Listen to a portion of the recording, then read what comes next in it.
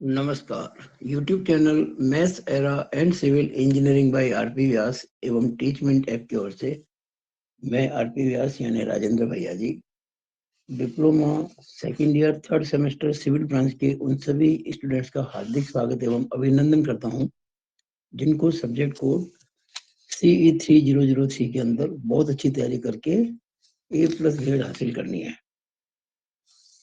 निसंदेह आप ये काम कर पाएंगे अगर मेरे वीडियोस को शुरू से आखिर तक बिल्कुल बराबर देखेंगे, ध्यानपूर्वक देखेंगे और अपने नोट्स बनाएंगे और अपनी समस्याओं को व्हाट्सएप ग्रुप में डालेंगे और मेरे निर्देशों की पालना करेंगे।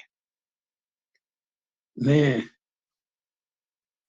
यूनिट 4 का जो पोर्शन है शियर स्ट्रेस इन बीम्स का, उसको मैंने 4B कहा है। उसका ये पहला वीडियो है और इसमें मैं कोशिश करूंगा कि सारी थ्योरी समझा दूं। नहीं अगर हुआ तो हो सकता है एक वीडियो और बन जाए, आप इसके तुरंत बाद देख पाएंगे अगर बनाए तो। और जितने भी न्यूमेरिकल क्वेश्चंस हैं इस चैप्टर के, वो आपको एग्जाम मटेरियल में मिलेंगे। It is definite. शुरू करते हैं। देखिए, सबसे पहले हमें समझनी होगी डेफिनेशन किसकी, शियर स्ट्रेस इन बीम्स की। जब आप एग्जाम मटेरियल देखेंगे ना मेरा, तो उसमें 2021 का जो पेपर मैंने सॉल्व किया है उसमें इसकी परिभाषा मिल जाएगी, तो आप वहां देखें। वैसे ही बोल देता हूँ, shear stress at any section of a beam is due to resistance against shear force at that section. Beam के किसी भी सेक्शन पर shear force जो होता है उसका जब विरोध होता है तो उसके कारण जो प्रतिबल उत्पन्न होते हैं उसे shear stress यानी कि अपरूपण प्रतिबल कहते हैं। अब हमें समझनी है shear stress इक्वेशन। इस पे क्वेश्चन आने की संभावना इस बार है। मैं इसको, वैसे तो सारे क्वेश्चन इसी से होते हैं, लेकिन इस पे अलग से क्वेश्चन आता है 3 नंबर का कि भाई शियर स्ट्रेस की इक्वेशन लिखिए और उसको समझाइए बस। तो ये 3 मार्क्स के क्वेश्चन में आने की इसकी संभावना है, तो मैं इसको समझा देता हूँ शियर स्ट्रेस इक्वेशन को।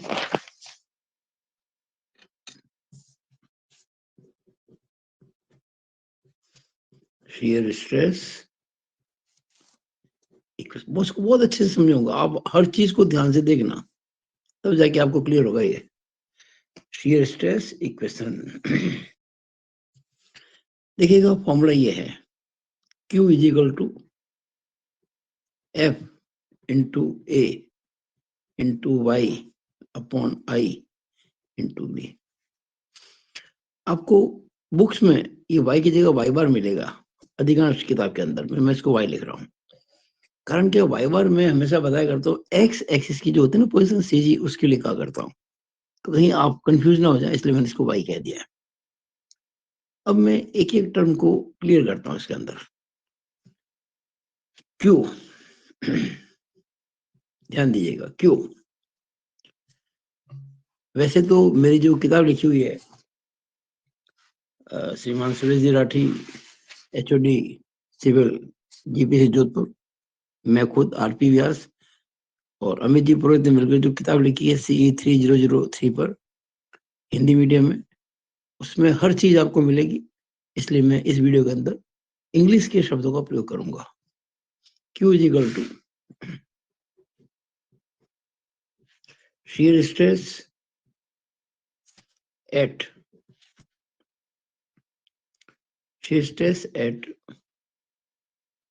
a given section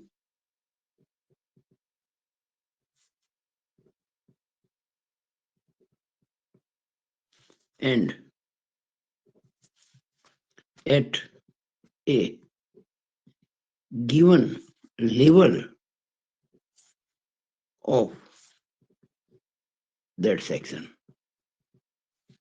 देखिए, जब हम shear stress निकालते हैं बीम के किसी सेक्शन पर, तो वो उस सेक्शन पर shear stress परिभाषित नहीं होती, डिफाइन नहीं होती है।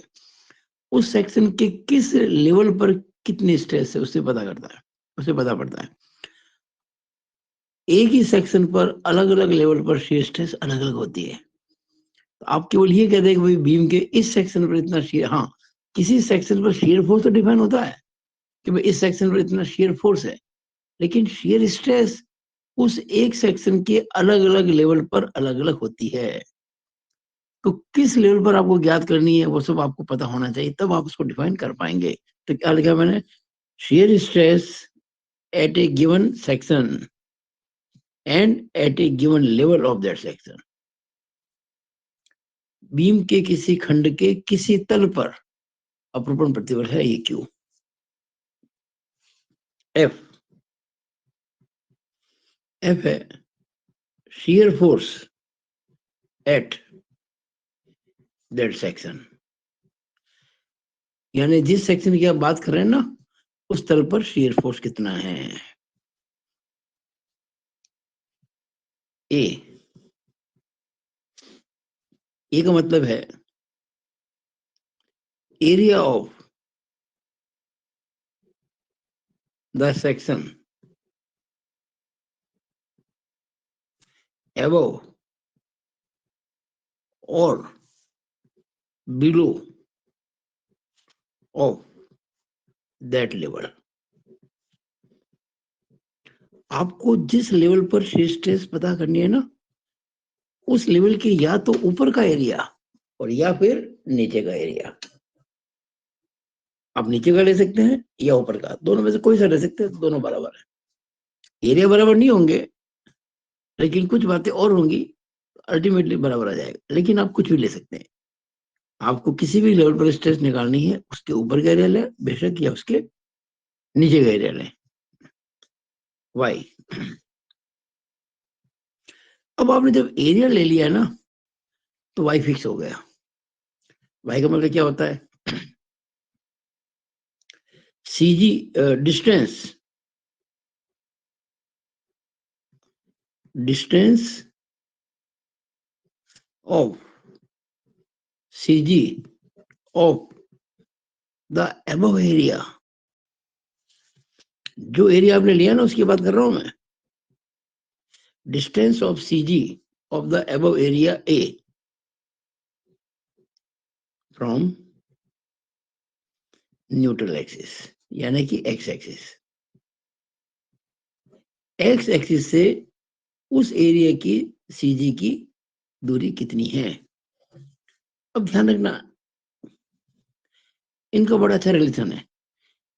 ए और वाई अलग अलग हो सकते हैं लेकिन ए और वाई का जो गुणा आएगा, मल्टीप्लिकेशन आएगा, वो सेम होगा। आप ऊपर लेंगे एरिया कुछ और होगा, वाई कुछ और होगा। नीचे एरिया लेंगे लेवल के तो एरिया कुछ और होगा, वाई कुछ और होगा। लेकिन जब ए और वाई का गुणा करेंगे तो सेम आएगा।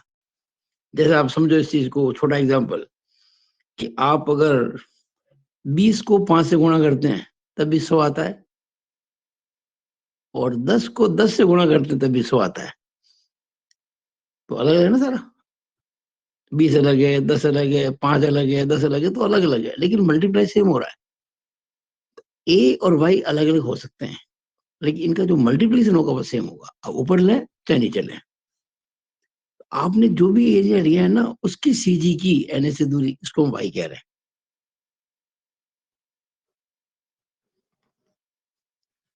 एफ ए वाई हो गया। अब आई, आई मतलब I x, moment of inertia about x axis of the section. जो बीम का सेक्शन है उसका मोमेंट ऑफ इनर्शिया। नॉर्मली आपके जो कोर्स में है वो यूनिफॉर्म सेक्शन होता है ना, कहीं पर भी सेक्शन काटो आप क्रॉस सेक्शन सेम होता है, तो ये तो आई एक्स तो सेम फॉर होल बीम। लेकिन जो हाई लेवल के क्वेश्चन आएंगे, आपके बीटेक करेंगे बाद में, कोई पीजी करेगा, तो उसमें बीम का सेक्शन भी चेंज होता रहता है। कहीं बीम का सेक्शन कुछ मोटा है कहीं पतला है तो वहां पे आई भी चेंज होगा। पर आपके जो केसेस में जितने भी क्वेश्चन आते हैं आपके कोर्स के हिसाब से उसमें आई कांस्टेंट रहेगा। बी, आपने जिस लेवल पर स्ट्रेस निकालनी है किसी क्रॉस सेक्शन के बीम के किसी लेवल पर, लिखा ना मैंने आपको, shear stress at a given section and at a given level। किसी सेक्शन में किसी तल पर, जिस तल पर स्ट्रेस निकालनी है उस तल की चौड़ाई, width of that level, width of the level of the section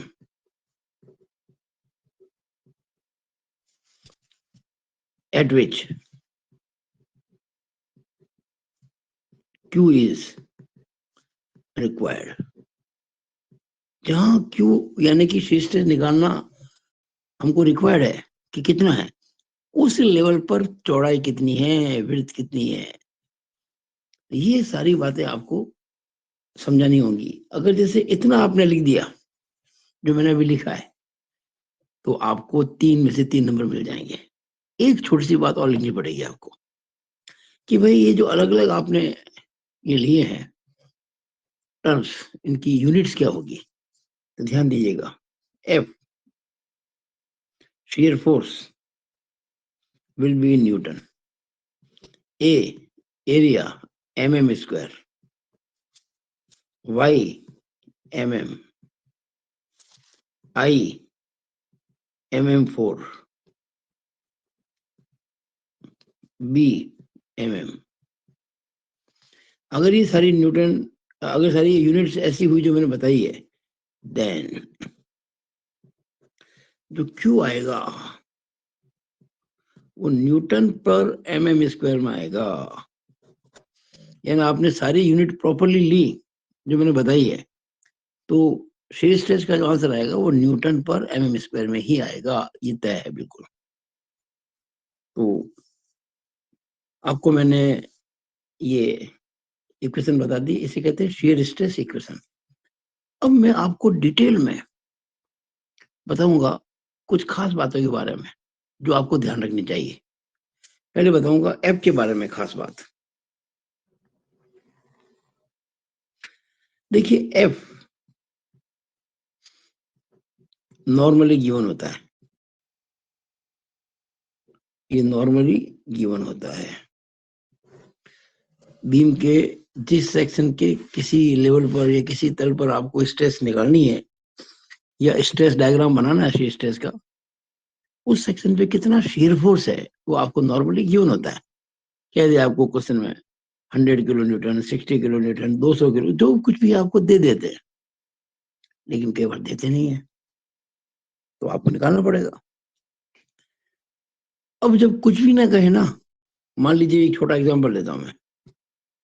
मान लो आपसे कह दिया कि जो बीम पे लोडिंग हो रही है वो यूडीएल की हो रही है।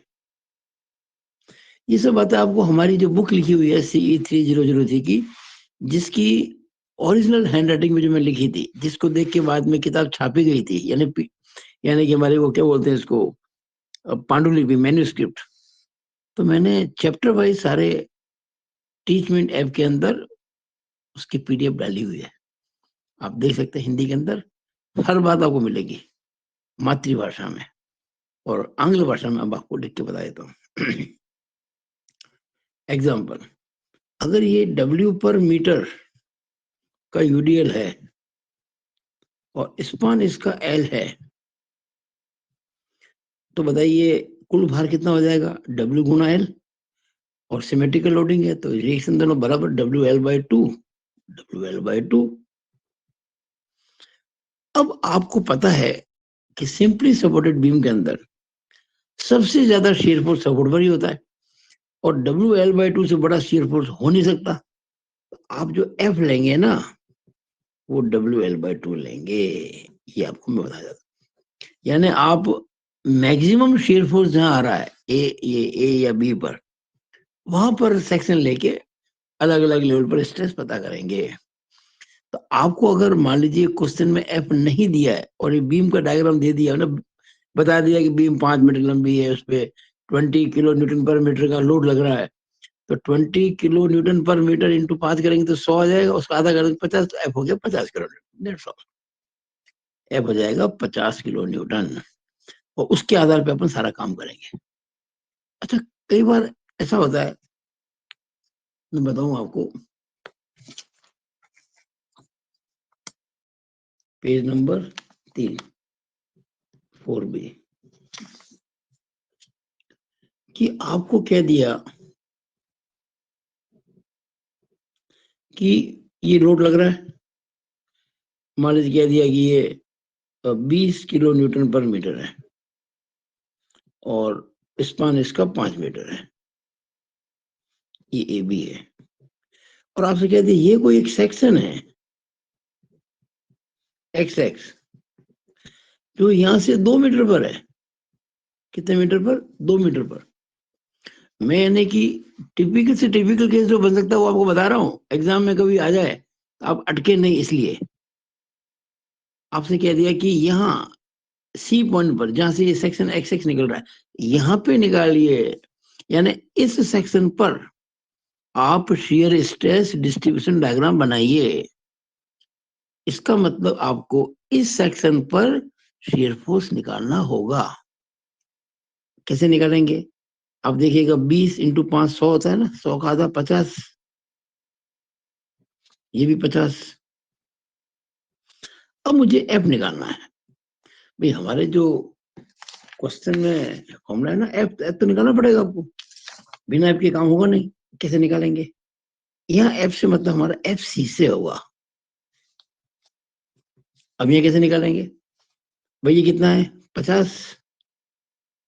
मैं ले रहा हूँ न्यूमेरिकल वैल्यू 50, और ये तो लग रहा है ऊपर की तरफ, और ये इतना सा इस सेक्शन के इधर ये लग रहा है नीचे की तरफ, माइनस कितना पर मीटर कितना है? 20 इंटू 2, तो 20 इंटू 2, सॉरी 20 इंटू 2, ये 20 किलो न्यूटन पर मीटर है, दूरी 2 मीटर है, तो 50 माइनस 40 बराबर 10 किलो न्यूटन। आप चाहे तो इधर मैंने लेफ्ट से निकाला, आप ये मैंने लेफ्ट से निकाला है, आप अगर राइट से निकालेंगे ना तब यही आएगा। राइट से निकाल लेते हैं, तो राइट से निकालेंगे तो ये 3 मीटर ज्यादा है।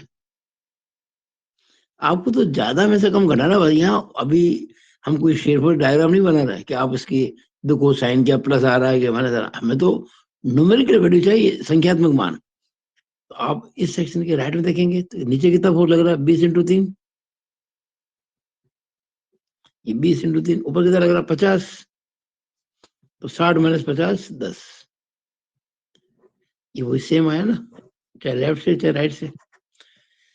तो इस तरह से आपको शेयर फोर्स की कैलकुलेशन करनी है। वैसे नॉर्मली मैं तो कह रहा हूँ 99% केसेस में आपको मिलेगा ये एग्जाम में, लेकिन कोई 1% चांस हो जाए, 0.5% चांस हो जाएगा आपको देना, तब आप कम से कम ऐसा नहीं कि आप क्या कर रहे हैं, सर ने तो बताया नहीं सवाल कैसे होगा, और पूरा सवाल छोड़ के आ जाए, गलत हो जाएगा, तो आपको निकालना पड़ेगा। मैं अभी एफ की बात कर रहा हूँ, मेरा पूरा ध्यान अभी एफ पर चल रहा है, एफ पर। अब देखिएगा, अगर मान लीजिए कोई एक बीम दे दिया आपको कैंटिलीवर, हालांकि संभावना कम है लेकिन मैं तो हर संभावना को देख रहा हूं ना, और ये पॉइंट लोड है, मान लीजिए है 20 किलो न्यूटन, और ये मान लीजिए 10 किलो न्यूटन पर मीटर, और स्पान इसका मान लीजिए 3 मीटर, ये भी आपको इस प्रकार का लोड दे दिया बीम पे और कहा बनाइए शीयर स्ट्रेस डिस्ट्रीब्यूशन डायग्राम। अच्छा, कई बार कह देते हैं कि अधिकतम शेयर फोर्स वाले सेक्शन पर शेयर स्ट्रेस डिस्ट्रीब्यूशन डायग्राम बनाइए। Draw shear stress distribution diagram eight maximum shear force section. तो फिर तो एकदम क्लियर हो गया कि वही निकालना जहाँ शेयर फोर्स मैक्सिमम है, और शेयर फोर्स मैक्सिमम हमेशा सपोर्ट पर होता है, ए पर। तो एफ क्या रहेंगे इस बार? F A. एफ ए कैसे निकालेंगे? राइट में देख लो, सारा सारा फोर्स यही बताना है, 20 प्लस 10 इंटू 3, यानी कि ये हो गया किलो न्यूटन, यानी कि एफ बराबर 30 और 20 50 किलो न्यूटन हो गया। ये लो साहब।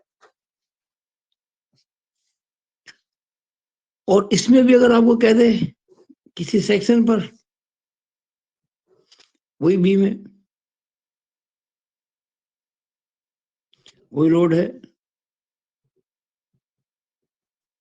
और कह दिया यहाँ निकालो साहब डायग्राम, यहाँ बनाओ एक्स एक्स पर, जो कि यहाँ से 1.2 मीटर पर है। ये 1.2 है, ये कितना हो जाएगा? 1.8 हो जाएगा। और ये आपका 10 किलो न्यूटन पर मीटर है। अगर इस सेक्शन पर आपको बनाना है शियर स्ट्रेस डिस्ट्रीब्यूशन डायग्राम, तो इस सेक्शन पर शियर फोर्स निकालना पड़ेगा। कैसे निकालेंगे? F बराबर Fx। अब आप उधर से निकालो, इधर से निकालो, कोई फर्क नहीं पड़ता, उधर से निकालना अच्छा रहता है फ्री हैंड से। तो ये लोड कितना लग रहा है? देखिए 20 भी ऊपर नीचे ही है, और ये 10 किलो न्यूटन पर मीटर भी नीचे ही है, सारा लोड नीचे लग रहा है। तो 20 है पॉइंट लोड, और पर मीटर 10, दूरी कितनी है? 1.2। तो 1.2 गुणा करें 10 से तो कितना आएगा? 12, और 20 32, ये आ गया 32 किलो न्यूटन। चलो साहब, और ये मैंने निकाला राइट से। अगर आप लेफ्ट से निकालोगे तब यही आएगा आंसर। पर यहाँ ध्यान देना पड़ेगा रिएक्शन का, क्योंकि जब लेफ्ट देखोगे तो ये रिएक्शन में काम करेगी। लोड कितना है भाई? 10 इंटू 2 मीटर है ना ये। 10 दूना 20, 20 और 20 40, 40 की रिएक्शन है। 40 किलो न्यूटन की रिएक्शन है। अब एफ निकालना मेरे को, इधर से निकालना है। तो आप देखिएगा 40 तो लग रहा ऊपर, और माइनस ये यूडीएल जो है 10 गुणा 1.8 लग रहा नीचे, तो माइनस करना पड़ेगा ना। 10 गुणा 1.8, तो 40 में से 18 घटाएंगे। 40 में से 18 एक मिनट, 20 और 12 32 था, कोई गलती नहीं कर दिया? ये 3 नहीं 50 आएगा भाई। ये 3 इंटू 10 कितना? 30 और 20 50 है। Sorry sorry 50। मैंने कहा फर्क कैसे आ रहा, फर्क कैसे आ गया है? ये 50 है। 10 इंटू 3 30, और 20 50। तो ये 40 नहीं होगा यहाँ पे, यहाँ 50 होगा। 50 50 माइनस 10 इंटू 1.5, तो ये हो जाएगा आपका। देखिए जैसे कोई गलती हो गई ना, मैंने पूरा काट दिया, ओवर राइटिंग नहीं करनी है। यहाँ भी मैंने ओवर राइटिंग की थी, गलत किया, काट के यहाँ लिख दो 50। तो ये 50 माइनस 10 इंटू 1.8 18 होता है। और जब आप इसको सॉल्व करेंगे तो 50 में 18 घटाओ 32 ही आएगा। ये मैंने लेफ्ट से निकाला। कैसे निकालो? शेयर फोर्स तो सेम आता है ना, राइट या लेफ्ट से। तो ये बातें आपको समझाने की थी मुझे, और ये जरूरी है। कभी कोई दुर्भाग्य से कोई क्वेश्चन ऐसा आ जाए कि आपको ये प्रकार से काम करना पड़ जाता, आपको दिक्कत नहीं आनी चाहिए। तो मेरे ख्याल से आपको मैंने ये एक तो फॉर्मूला अच्छे से याद करवा दिया आपको। ये आपको हर चीज एकदम क्लियर होनी चाहिए। और इसमें एफ नॉर्मली दिया होता है, और अगर नहीं दिया होगा तो आपको निकालना पड़ेगा। कैसे निकालना पड़ेगा मैंने आपको सिखा दिया। अब बात करते हैं आगे इसी की। ए यानी जिस लेवल पर आपको निकालना है शेयर स्ट्रेस डिस्ट्रीब्यूशन डायग्राम, उसके ऊपर का या उसके नीचे का एरिया। मैं इसकी चर्चा आपसे करूं थोड़ी सी, आप समझ लेंगे अच्छे तरह से। ये पेज नंबर हो जाएगा 4। देखिए अपन जो भी वीडियो बना के आपस में बातचीत, आपको मैं समझा रहा हूँ अपने वीडियो के द्वारा, बातचीत तो नहीं हो रही है लेकिन मानसिक हो रही है। मैं बोल रहा हूँ, आप सुन रहे हो, तो अपना मन जुड़ा हुआ है। अगर ये वीडियो आप अच्छे से देख रहे हो, हर चीज को समझ रहे हो समय निकाल कर, तो आपको एग्जाम में जब क्वेश्चन करने होंगे ना, बहुत आसान हो जाएगा, दिक्कत नहीं आएगी आपको। अब मैं ए और वाई के बारे में समझाना चाहता हूँ। ए और वाई के बारे में, ये तो मैंने आपको एफ के बारे में बता दिया, नंबर 1। अब मैं आपको ए और वाई के बारे में बताना चाहता हूँ, नंबर 2। ये ए एंड वाई के बारे में डिस्कस कर लेते हैं, ए और वाई के बारे में। तो ये अभी जो बातें बोल रहा हूँ ना, ये नॉर्मली आपको किसी किताब में नहीं मिलेगी, किसी किताब में नहीं मिलेगी। हमने जो किताब लिखी है उसमें भी नहीं मिलेगी। अब जो बोल रहा हूँ ये अनुभव के आधार पर बोल रहा हूँ, और आपको बहुत हेल्प करेगा। जैसे देखिएगा ये एक रेक्टेंगुलर सेक्शन है,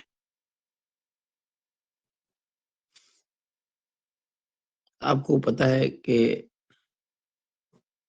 रेक्टेंगल सेक्शन में बी और डी आपको पता होना चाहिए ना, ये विड्थ और डेप्थ मान लीजिए 200 mm है और डेप्थ मान लीजिए इसकी 400 mm है, और मुझे इस लेवल पर स्ट्रेस निकालनी है। मान लीजिए मुझे इस तल पर स्ट्रेस निकालनी है, इस लेवल पर। बाकी सब बातें ठीक है, पता है, सब कुछ पता है, हमें ए और वाई निकालना है। मैंने आपको क्या कहा था ए के बारे में, कि जिस लेवल पर स्ट्रेस निकालनी है या तो उसके ऊपर का एरिया या उसके नीचे का एरिया। इसका मतलब मैं एरिया ये भी ले सकता हूं या एरिया ये भी ले सकता हूं, दोनों पॉसिबल है। आप कहेंगे सर ये तो गलत है, अलग अलग एरिया है, एरिया कुछ और है। लेकिन आगे से रुको जरा, ये 400 mm है और मान लो ये है जहां मुझको निकालनी है वो 150 mm है। कितना? 150 mm। ये कितना हो जाएगा? 250 mm। अच्छा, अब जो इसकी न्यूट्रल एक्सिस होगी यानी कि एक्स एक्सिस, वो तो रेक्टेंगल के सेंटर में होती है।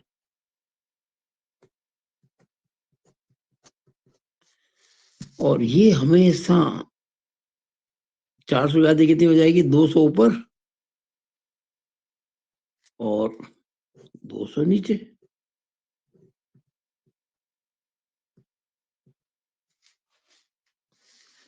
अब देखिए, अगर मैं एरिया मान लीजिए इस लेवल को मैं कह देता हूं level 1 1, area above level 1 1, area above, तो एरिया एबव तो ये वाला है। कितना? ये 150 इंटू 200, 150 इंटू 200 mm² बराबर 15 दूना 30 और 3 जीरो आ जाएंगे, 30,000 mm²। ये 200 इंटू 150, 15 दूनी 30 और 3 जीरो, ठीक है, ये आ जाएगा। इसको हम ए कहेंगे। अब मैं वाई निकालता हूं, एंड वाई, वाई के लिए मैंने क्या कहा था? जो एरिया आप ले रहे हैं ना उसकी सीजी की एक्स एक्सिस से दूरी। आपने एरिया ये लिया, रेक्टेंगल है, इसकी सीजी एग्जैक्टली सेंटर में आएगी? कोई सेंटर है? नहीं। तो ये दूरी चाहिए मेरे को, ये वाली, ये वाई चाहिए, इसको वाई कहेंगे हम। जो एरिया आपने लिया है ना उसकी सीजी की एन ए से दूरी। अब देखिए, ये जब यहां से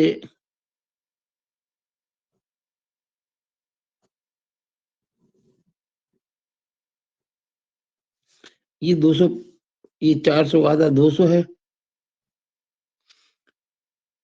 और ये 250 दिया ना, तो ये 50 भाग नहीं हुआ? बिल्कुल हुआ, वो 150 है ही है।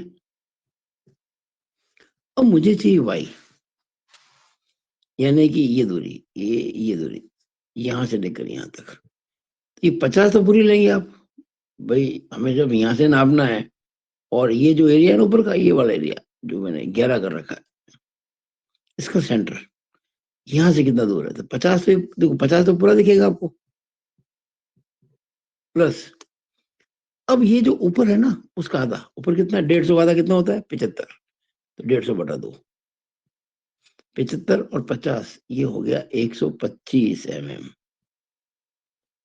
जरा ए वाई निकालो आप, ए और वाई का गुणा करो, तो 3 का कितने जीरो? 1 2 3 4, वाई करो 125, ये mm², ये तो mm³ आ जाएगा। 125 इंटू 3, 375 और 4 जीरो, mm³। अब लेंगे area below level 1 1, area below level 1 1 ए। अब जब इसके नीचे लूंगा तो नीचे तो ये पूरा है, कितना है 200 तो ये है, ये कितना है 250, ये 250 नहीं है, तो 200 इंटू 250 बराबर 25 दूना 50 और 3 जीरो 50,000 mm²। अब वाई निकालो। अब वाई का मतलब क्या, ये जो एरिया नीचे इस लेवल के नीचे वाला एरिया ये वाला, इसकी सीजी की एन से दूरी, ये इसकी सीजी नहीं और एन ये रही, तो इस बार हमारा वाई ये है, इस बार वाई ये होगा, ये वाला, ये नीचे वाला एरिया, इसकी सीजी और ये एक्स एक्सिस, ये दूरी चाहिए मेरे को, ये वाले कैसे निकलेगी, जरा ध्यान से देखो। अगर मैं यहां से लेकर यहां तक देखूं एन तक, कितनी है 400 की आधी, 200 है कि नहीं है। अगर मैं ये 200 में से ये घटा दूं, जैसे आप देख रहे हैं ना ये 200 है, यहां से यहां तक कितनी है, ये 2 है ना, ये 200 क्लियर है तो बिल्कुल। और ये जो है इसकी जो बॉटम जो है ना, इसके नीचे का एरिया, उसकी सीजी की दूरी ये वाली, ये कितनी है देखिएगा। ये जो लेवल 1 है, इसके नीचे एरिया जो है ना, उसकी जो डेप्थ है वो 250 है, तो 250 की आधी हो जाएगी ना, ये भी तो रेक्टेंगल ही है ना, और रेक्टेंगल सीजी हमेशा सेंटर में होती है, तो ये 125 हो जाएगी। अब बताओ कितनी बची है, ये है 200, ये है 125, तो ये घटा दो 200 में से 125, तो 75 हो जाएगी, तो ये आ जाएगी आपके 75। 200 माइनस, सॉरी 200 माइनस 125 ऐसे करना पड़ेगा, 200 माइनस 125 बराबर 75 mm। 200 तो ये है और 125 ये है, तो हमारे को जो डिस्टेंस है ना, कि जो नीचे वाला एरिया उसकी सीजी की एन से दूरी 75 mm। नाउ ए वाई निकालो, तो ए वाई जो आएगा इसका, ये 50,000 इंटू 75, 5 को गुणा करो 75 से, 55 25 हंस के दो, 5 से 35 दो 37, 55 25 हंस के दो, 5 से 35 दो 37, आगे 4 zero 1 2 3 4 mm² into mm cube हो जाएगा 375,000,000, वो भी देखिएगा 375,000,000। सेम है कि नहीं है, यही मैं आपको समझाना चाहता था कि जो हमने आपको अभी फॉर्मूला समझाया, ये वाला formula F A Y upon I B, इसमें ए और वाई अलग अलग होंगे अगर आप ऊपर नीचे के देखोगे तो, लेकिन इनका गुणा सेम आएगा। तो हमें क्या करना है, जिधर सहूलियत हो उधर देख लेंगे। अरे भाई एरिया ऊपर अगर छोटा है बिल्कुल, तो वो लेंगे ना, क्यों फालतू हम लंबा चौड़ा एरिया लें। तो आपको वो साइड देखनी है जिधर आपकी सहूलियत है। हम जब क्वेश्चन करेंगे तो आपको सारी बातें क्लियर हो जाएगी। तो मैंने आपको एफ के बारे में बता दिया, मैंने ए वाई के बारे में बता दिया, आई तो कोई दिक्कत नहीं है, आपको सेक्शन दे रखा होगा तो कोई समस्या ही नहीं है, आई में कोई समस्या नहीं है, आई तो आई एक्स होगा, नो एनी डाउट, और ये हर सेक्शन पर सेम होगा। और चौथा बी के बारे में बात कर लेते हैं। देखिए मैंने पहला एफ के बारे में बात की, फिर दूसरा ए और वाई के बारे में बात की मिलाकर, इसका अब इसकी बात कर रहा है। बी का मतलब चौड़ाई। देखिए क्या होता है कि बी के भी दो मान होते हैं, वैसे तो बी का मान एक ही होता है, किसी लेवल पर फिक्स होती है चौड़ाई किसी भी सेक्शन की, लेकिन जहां कोई जॉइंट होता है ना, वहां समस्या आती है। जैसे कोई टी सेक्शन है, मान लो ये एक टी सेक्शन है,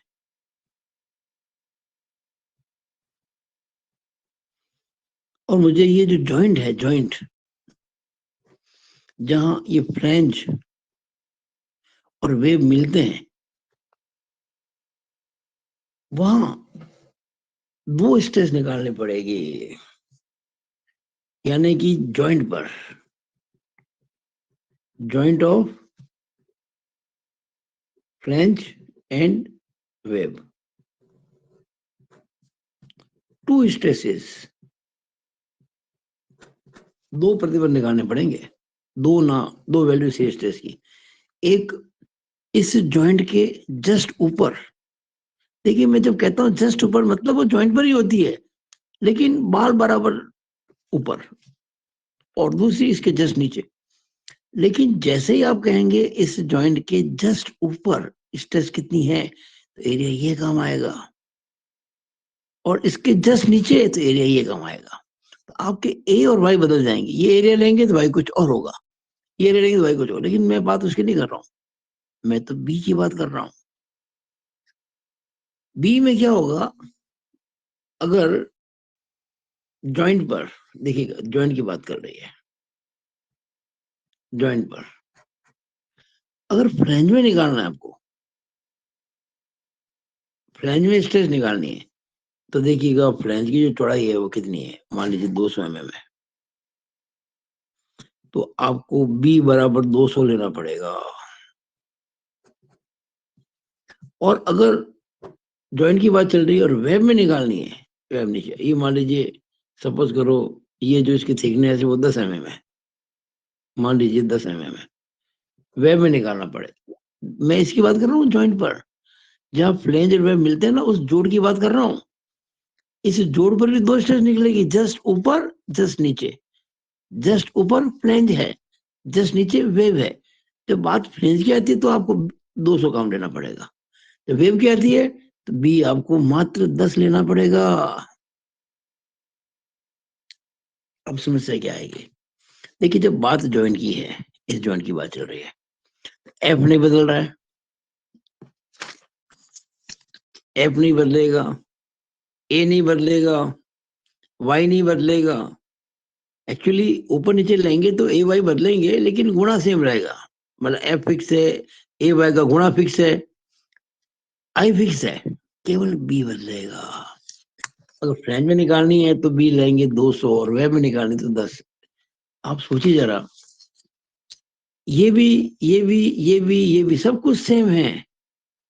तो जहां आपने भाग लगाया, बी अगर 200 लेते हैं, जहां आप भाग लगा रहे हैं 200 का, और वेब में आते ही आप भाग लगाएंगे 10 का, आप सोचिए जरा स्ट्रेस कितनी हैवी हो जाएगी। इमेजिन कीजिए, ये सब क्वांटिटी सेम है, F A Y I, B को मैंने 200 लिया, यानी जो भी वैल्यू आई उसके अंदर मैंने 200 का भाग लगाया, आई डिवाइडेड बाई 200। और जब वेव की बात चलती है तो क्वांटिटी बाकी सब वही है, कोई चेंज नहीं हो रही है, भाग 10 का लग रहा है। तो जहां 200 का भाग लग रहा था वहां 10 का ही लग रहा है, वैल्यू 20 गुनी बढ़ जाएगी, 20 टाइम्स बढ़ जाएगी। समझ रहे मेरी बात को आप? तो स्ट्रेस सडनली चेंज होती है, स्ट्रेस चेंजेस सडनली, ये बहुत इंपॉर्टेंट चीज है। यानी जहां भी कोई जॉइंट आता है, ये इंपॉर्टेंट बात बता रहा हूँ बी के बारे में, जब हम क्वेश्चन करेंगे ना आगे वाले वीडियोस में, नहीं इस टीचमेंट क्लास में मैं कोई सवाल नहीं करूंगा, केवल थ्योरी समझा रहा हूँ, सवाल तो आपको मिलेंगे एग्जाम मटेरियल के अंदर। तो आप देखिएगा, तो उस समय आपको ये बहुत बातें जो अब सीख रहे हो तब आपको हेल्प करेगी, कि स्ट्रेस सडनली चेंजेस, यानी कि एकदम कम से एकदम ज्यादा हो जाएगी, या एकदम ज्यादा से एकदम कम हो जाएगी। कहां पर? जॉइंट पर। जहां कहीं जॉइंट होगा वहां स्ट्रेस डायग्राम सडनली चेंज होगा, यानी स्ट्रेस सडनली चेंज हो जाएगी। यानी अगर जस्ट ऊपर जाते हैं स्ट्रेस कम है क्योंकि बी ज्यादा है, और जस्ट नीचे आते हैं स्ट्रेस एकदम से बढ़ जाएगी क्योंकि बी कम है। बाकी से बातें वही है। तो ये बातें आपको समझने की है। इसी के साथ मैं इस वीडियो को यहीं पे समाप्त करता हूँ, क्योंकि मैंने बहुत अच्छे से हर चीज को समझाया है। आज मेरा जो इस वीडियो में फोकस रहा पूरा, वो किस पे रहा, कि मैंने आपको F A Y upon I B, ये जो फॉर्मूला है इसको लिख के समझाया, और ज्यादा डीप में मैंने आपको समझाया FAYIB के बारे में। तो देखिएगा ये अपना, ये मैंने आपका जो सिलेबस है ना उसके हिसाब से सब नोट कर रखे हैं, और कौन कौन से सवाल कब कब एग्जाम में सब देखो यहाँ लिखे हुए रेड पेन से, और मैं इन्हीं पॉइंट को डिस्कस करूंगा आने वाले वीडियोस के अंदर, इसी क्लास के अंदर। अभी मैंने आपको फिलहाल केवल 2 बातें समझाई है, एक तो डेफिनेशन, ये भी समझाई नहीं है, बोली है, ये 2021 के पेपर में लिखी हुई है, और एक ये शीयर स्ट्रेस इक्वेशन, ये इस बार एग्जाम आने की संभावना है 3 नंबर में, कि अपरूपण समीकरण लिखकर अपरूपण शीयर स्ट्रेस निकालने की जो इक्वेशन लिखकर उसके जो अलग अलग टर्म्स उनको समझाइए। अब हम आगे करेंगे ये वाली चीज, relation between Q max and Q average, ये होगा नेक्स्ट अगले वीडियो के अंदर। It is all over about this video. Thank you.